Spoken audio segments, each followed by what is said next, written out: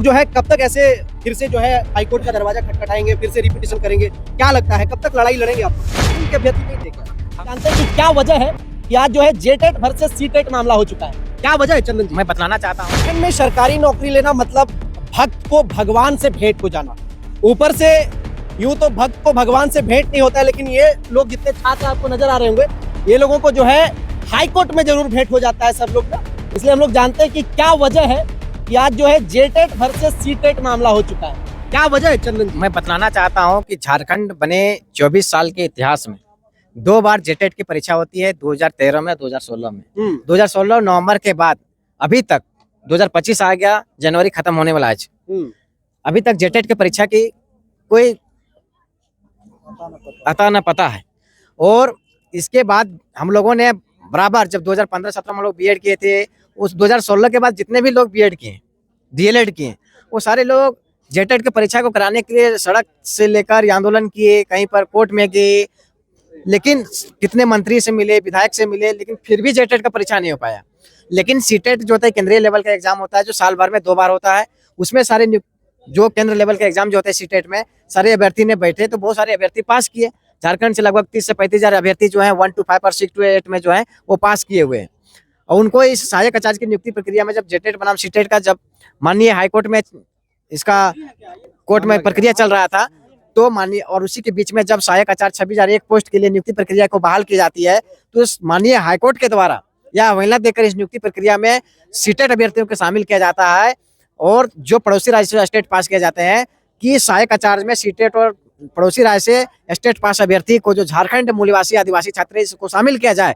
और सरकार के द्वारा 3 साल के अंदर जेटेट का परीक्षा को लिया जाए, और उसमें जो अभ्यर्थी जो सहायक आचार्य में सीटेट पास अभ्यर्थी जाएंगे उसको उस परीक्षा को पास करना होगा। जो पास नहीं करेंगे उस नियुक्ति प्रक्रिया से फिर वो बाहर हो जाएंगे। लेकिन सरकार के द्वारा ना पहल किया गया ना, लेकिन सहायक आचार्य के एग्जाम से लिए गए। तो सहायक आचार्य का जब एग्जाम से लिए गए, तो जब जजमेंट हम लोगों को सीटेट के फेवर में था, तो कुछ जो जेटेट पास अभ्यर्थी थे उसके पेट में पानी नहीं पचा।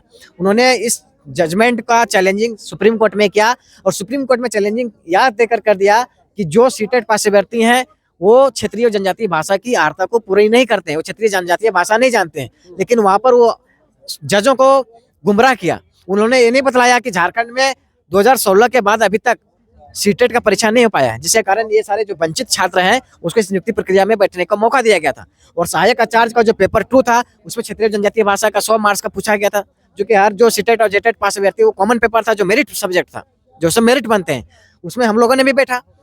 तो वहाँ इस चीज को कुछ चीजों को गुमराह करके कोर्ट में उन लोगों ने जो माननीय जो जज के द्वारा जो है सुप्रीम कोर्ट के जज के द्वारा यह दरकिनार किया जाता है, अवहेलना देकर दिया जाता है कि जो क्षेत्रीय जनजातीय भाषा नहीं जानने के कारण सीटेट पास अभ्यर्थियों को सहायक आचार्य की नियुक्ति प्रक्रिया से बाहर किया जाता है, और इसमें आगे अमेंडमेंट नहीं किए जा सकते हैं।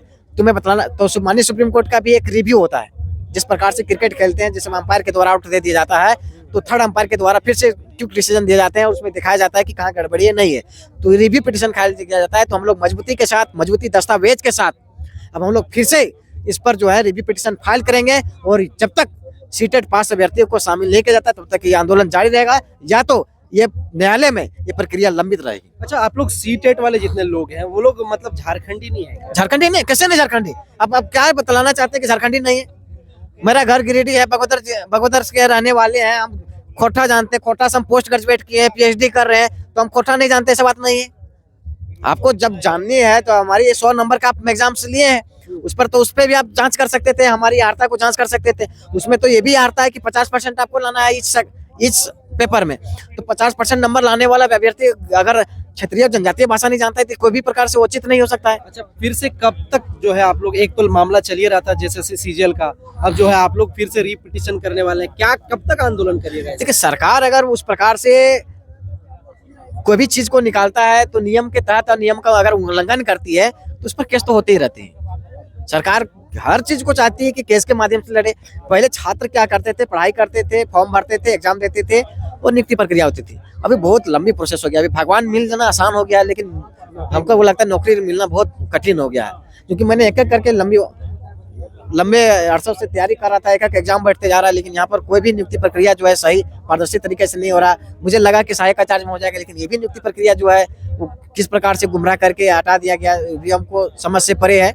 लेकिन फिर भी जो है झारखंड में ये शुरू से बनता आया है कि यहाँ पर आप पढ़िए, पढ़ने के बाद तैयारी करिए, फॉर्म भरिए, एग्जाम दीजिए, और उसके बाद भी आपके पास पैसा होना चाहिए कोर्ट में लड़ाई लड़ने के लिए, और कोर्ट में लड़ने के बाद आपके पास पेशेंस होना चाहिए। बहुत सारे ऐसे अभ्यर्थी है जो 2016 में, 15 में, 17 में डीएलएड के, बीएड के, आज उसकी उम्र सीमा भी खत्म हो गई। अब वो नियुक्ति प्रक्रिया के आगे नियुक्ति प्रक्रिया में भी वो भाग नहीं ले पाएंगे। तो सरकार को ये समझने चाहिए, माननीय सुप्रीम कोर्ट को भी बात को संज्ञान लेना चाहिए कि बीएड डीएलएड के लिए अभ्यर्थी को मौका नहीं मिला गया, जिसके कारण सीटेट पास अभ्यर्थियों को इस नियुक्ति प्रक्रिया में बैठने का मौका देगा। इस तरह से हम उसको दरकिनार कर देते हैं, तो ये एक छात्र जो होते हैं, एक समूह के द्वारा जो सीटेट पास अभ्यर्थी के द्वारा है, वो बहुत दुखमय है। चलिए थोड़ा सा और भी छात्र हैं, इन लोग से हम लोग बात करेंगे कि आप लोग जो है कब तक ऐसे फिर से जो है हाईकोर्ट का दरवाजा खटखटाएंगे, फिर से रिपीटिशन करेंगे, क्या लगता है कब तक लड़ाई लड़ेंगे आप लोग? बहुत जल्द हम लोग जो है ना हाईकोर्ट का दरवाजा भी या सुप्रीम कोर्ट का दरवाजा भी जाएंगे। छोड़ेंगे तो नहीं, ठीक है, इतना दूर तक आए हैं तो छोड़ेंगे नहीं हम लोग। अच्छा, आप लोग झारखंड के अभ्यर्थी नहीं थे क्या? हम लोग सारे झारखंड के ही हैं, लेकिन पता नहीं मैंने सुप्रीम कोर्ट ने ऐसा डिसीजन क्यों दिया कि बस जेटेट वाले ही अभ्यर्थी रहेंगे, सीटेट बाहर। ठीक है, जेटेट वाले ही रहेंगे, लेकिन जेटेट में कौन रहेंगे? जो 2012 और 16 उनका तो वैलिडिटी ही खत्म हो गया है, और मैंने 16 के बाद जेटेट का एग्जाम ही नहीं हुआ, तो उसमें कौन से अभ्यर्थी का मैंने चयन होगा, ये अभी तक क्लियर ही नहीं। मतलब आप लोग को पता ही नहीं है, मतलब वो लोग को पता ही नहीं कि आप लोग भी जो है झारखंड हाँ हाँ, सीटेट और जैसे जजमेंट में सुनने में आया है कि बाद में जो है इसको ऐड किया गया था, जो हाई कोर्ट ने बोला है कि आप सीटेट को मतलब इसमें अभी वैलिड करिए, लेकिन इन लोगों को एग्जाम जो है 3 साल के अंदर में जेटेट क्लियर करना होगा। ठीक है, तो हम लोग के लिए सीटेट कोई बाध्यता नहीं था, उसके थ्रू हम लोग बस बैठे हैं, लेकिन फाइनली तो हम लोग को भी जेटेट ही मैंने क्लियर करना था। अगर हम लोग नौकरी भी ले लिए और जेटेट में फेल हो गए तो हम लोग को तो ऐसे भी नौकरी नहीं मिलता। तो बात तो हम लोग का भी जेटेट क्लियर ही था इस टाइप से, लेकिन उनका कहना है कि जो जेटेट पास आउट है उन्हीं का होगा। तो अब कौन सा जेटेट पास आउट वालों को लेंगे क्या? क्योंकि 2016 वालों का तो वैलिडिटी ही खत्म हो गया, 2016 और 12। अब देखिए कि कौन सा जेटेट वालों को लेंगे। और ये जो संशोधन किया गया, जेटेट आज आजीवन अभी तक वैलिड रहेगा, तो ये संशोधन भी तो जो हाँ वो ये भी तो बीच में हुआ है। कौन सा नियमावली के तहत आप जो है ना एक्सटेंड किए हैं, सो बताइए आप, है ना? आप लोग मतलब फिर से यही रिपीटिशन को लेकर हाँ, नियमावली पर चेंज ये किए हैं, तो ये मनोज बोले ना खेले ना खेला, खेला बिगाड़ दो, वही वाला सिस्टम है। ठीक है ना, यहाँ पे क्या खाने देंगे, सीधी सी बात है। बात ऐसा है कि वो नियमावली पे ये क्या कि बीच में नियम चेंज नहीं हो सकता है, तो ये लोग का जो इन लोगों का बीच में ही एक्सटेंड हुआ है। ठीक है ना, अब 5 साल का ये था, जेटेट था, तो फिर उसको आजीवन कैसे कर दिए? कौन सा कमेटी रिकमेंडेशन किया, कहाँ पे ये किए हैं आप, वो दिखाइए, वो हम लोग लेके सुप्रीम कोर्ट जाएंगे। चलिए, और भी अभ्यर्थी हैं, उनसे हम लोग जरा बातचीत करते हैं। अच्छा, क्या लगता है कि एक तो पहले जेएसएससी सीजीएल का मामला चल ही रहा था, ऊपर से आप लोग जेटेट और सीटेट वाले अब जो है मैदान में कूद रहे हैं, लगता है कि आप लोग जो है फिर से आप लोगों के साथ न्याय होगा? देखिए, एक तो ये 8 साल से तो जेटेट करा नहीं पाई है झारखंड सरकार। ये 2016 में लास्ट जेटेट यहाँ 2016 में हुई थी। उस समय से तो हमको लगता है 8 या 9, देखिए 9 साल हो गया, अभी तक तो करा नहीं पाई। तो यहाँ से तो देखिए हाई कोर्ट से तो हम लोग जीत ही गए थे, यहाँ से तो ये बता भी दिया गया था कि चलिए कम से कम जेटेट नहीं हुआ तो सीटेट, और वो बनता भी है। सीटेट वाले अभ्यर्थी कहाँ जाएंगे भाई? मान लीजिए 8 साल से आप जेटेट नहीं कंडक्ट करा पाए हैं, तो सीटेट को वैलिड करिए, और यहाँ से वो चीज़ हुआ भी, हर चीज़ होना भी चाहिए था। उसके बाद हम लोग का थोड़ा सा ये लगा कि अब चलिए वहाँ से हो जाएगा, अच्छा खासा इसमें मार्क्स भी आ रहा था, 6 to 8 में हम डाले थे, लगा था हो जाएगा, लेकिन अब तो कल से थोड़ा उम्मीद टूटा भी लग रहा है। इसीलिए अब हम लोग सुप्रीम कोर्ट में भी रिव्यू फाइल करेंगे और हाई कोर्ट में भी इस पे कुछ विचार करते हैं। चलिए, इसलिए हम लोग मीटिंग रखे हैं, देखते हैं अब आगे क्या करते हैं, बताएंगे। चलिए, शुक्रिया।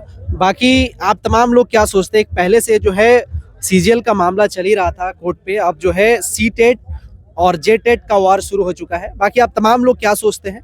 क्या इन छात्रों के साथ न्याय हुआ है? अपनी प्रतिक्रिया और सुझाव जरूर दें। बहुत धन्यवाद। जोहार, नमस्कार।